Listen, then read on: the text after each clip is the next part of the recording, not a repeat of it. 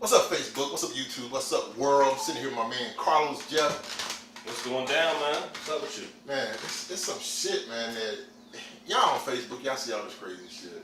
You see it. Oh, every day? And No, I see it. It's drawn to me. it's like, and sometimes it's addicting because some of y'all motherfuckers out there so stupid, y'all convict yourself of doing crime and y'all put it on Facebook so people like me and him can sit and talk about your ass. Right. Come on, man. Now, You really would actually go do a crime. right. Film it yourself. And then put it on Facebook. And then put it on social media for the world. For the world to For see the world. this shit. The whole world, not just a few people in your neighborhood, the whole world. How dumb can your fucking ass be? But you are, and I'm glad you are that dumb because we want to talk about you. Right, because it's good ass entertainment. Like the dude, man, that he disciplining his kids. Okay, right. He put on the gloves. Right. You know, you tell your son put the gloves on because he was acting up in school. Right. I saw that. Yeah. I saw that. I'm thinking, man. Dude. Now, I had worse ass whoopings, I think, than that. Yeah. My mom might not broke my nose. Right. But it felt like it. You know what I mean? But seeing there, he swung back on his father though. I would have thought if I would have got the opportunity to do that, I would risk that nose. Because there's a couple times I wish I could have went to the body of my pops or my mom. So I ain't gonna lie. Yeah. You know, as kids, you feel that way. You're like, man, I can't stand you. I hate you right now. Shit, I don't know. That shit got me scared just thinking about it. My mom would have probably got me in the middle of the night. Man, your mom was not gonna give you the opportunity to swing she's back. Not gonna swing. She's gonna come, and if you've done it when you went to sleep that night, she's gonna come in there with that bat. Like, all right, you swung. But what would have happened if the kid would have knocked his pops out though? Right, that's what should have happened. But you know, I mean, but do you think, man, did he go too far with this shit? I mean, like. Well, you know, people want to get into this situation where they always want to talk and throw slavery into it and talk about how we've been conditioned to beat each other from slavery times. And you know, that is part of the problem with black Americans, I'm sure. You know, we have been conditioned to think that the ass whooping will get you back in line. However, an ass whooping is a very good way to get you back in line. Motherfuckers want to start cutting grass. Because some of these kids out here, man, you know, they push the limits of what's going on out here. And people can always blame the parents, but sometimes parents could be doing everything they could possibly be doing for this child. Don't know how true it is, but I saw it on Facebook and I just thought it was something. Because sometimes there's some shit that needs to be talked about. Woman stabbed her husband to death because he wouldn't eat her ass. Wow. It said, I'm just going to scroll down here. Before we got married, I used to get my ass ate every night. Every night? Every night, goddamn. Damn. But then he started acting brand new. He knew I loved my ass ate before we make love. It's all his fault. Said 34-year-old New York native Latanya Jones Mendoza, who was making headlines for retaliating against her husband for one simple mistake. I feel like a drink on now. Yeah.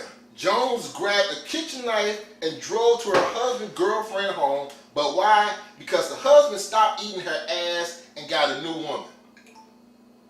Maybe the new woman was keeping her ass cleaner and Jones just wasn't getting up in there and doing the shit the way he needed to. Wow.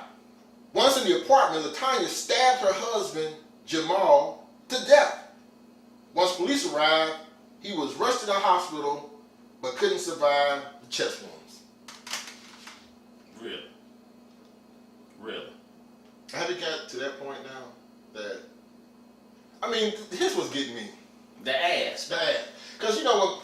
Every day. Every day. Like every day. That is kind of hard to give up. Yeah, that's kind of, you know. Somebody eat your ass every day. Yeah, somebody eat the ass every day. It's kind of you just dead. want Then to they go. stop. You stopping altogether, or we stopping the frequency? And then from 7 to 6 ain't really that big of a deal. But you went down to once, then because you questioning like if you're getting it every day and then it stops. you gonna notice that difference. Why it's stopping this shit? Like, what did you do? Then what are you doing? You doing something like. So here's the thing, man. He's no longer with us. The thing with Prince, I got a little Prince story before we get into all of it. It's crazy. Once see Prince, it was when he did the Love Sexy tour. New tickets were gonna be crazy. I was doing photography at the time, so I figured this would be a good chance to make some money. I'm gonna sleep out overnight, get a sleeping bag. I actually did that shit. I slept down there at the stadium to get tickets. That's the kind of concert you do that for, though. Yeah, got good seats, like 4 rows back. Snuck my camera in because you know how Prince was about the whole picture taking thing. Snuck my camera in, shot off a roll. First I shot off a roll of black and white. Then I started shooting off the color. By the time I started shooting off the color, he's like at the edge of the stage, right at our end. I mean, he's like looking. And I ain't got careless at this point. I'm just standing there, click, click, click. Because the girl I'm with, she's like, it's like he's looking right at you. And I'm like, yeah, he is. Not realizing that if he's looking right at me, maybe he might have sent some signal to this big Samoan I started seeing coming through the crowd like a damn great white shark coming right towards me and shit. The crowd was actually part. This big motherfucker, man, he had zoomed in on me. He was like, you! I was like, oh shit. Snatched my camera from me, tried to break it up. I was like, dude, I'll open the camera and I'll give you the film. Gave him the film, he stretched it all out. He's like, you got any more film on you? I can take you backstage to have you search. I'm like, that's it, you got it. But I had 1 roll of black and white. And I got to search and find those pictures where I got some good black and white shots of Prince. Wow. It'd been cool if I got backstage probably and got roughed up and then had a chance like, hey Prince, and getting jacked up by security and shit. Right. But the deaf man is just. He might have gave you a pass. He might have, man. I'm not working for no more. I just want some pictures. I just want some shots, man. Yep. Prince deaf though, man. It's like now the rumor mill done started. I never really thought about it like, you know, I always was a Prince fan. When him passing, of course, you know, that gives you an opportunity to reflect. Right. How vital he was. Yeah. I mean, Prince and Michael Jackson were neck and neck of who was the biggest star. Right.